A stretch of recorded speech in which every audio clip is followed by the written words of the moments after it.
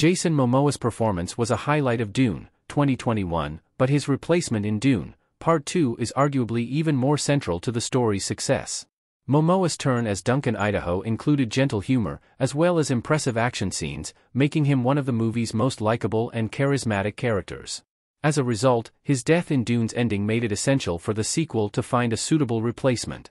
Idaho's role in Denis Villeneuve's first Dune movie stays largely true to the character's depiction in Frank Herbert's original novel.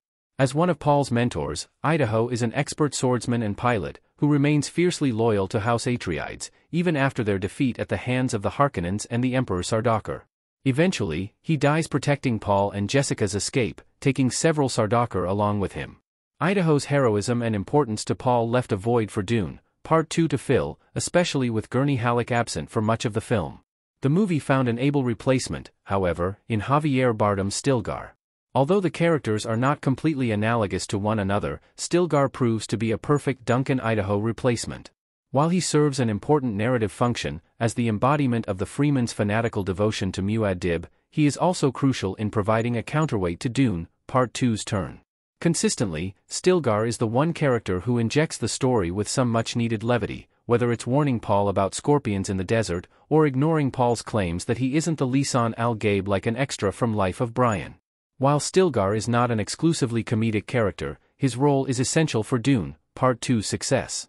The movie is a dark meditation on fundamentalism, imperialism, destiny, doomed romance, and revenge. Considering the movie's epic runtime, limited relief from such complicated themes could make Dune, Part 2 a much more challenging watch. It is because Stilgar injects some much-needed comedy, and Javier Bardem is evidently having a lot of fun, that the movie becomes much more engaging, just as Jason Momoa provided some swashbuckling action to the plot-heavy Dune.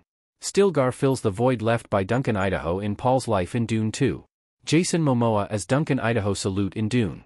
It's not just Stilgar's comedic timing that makes his character essential.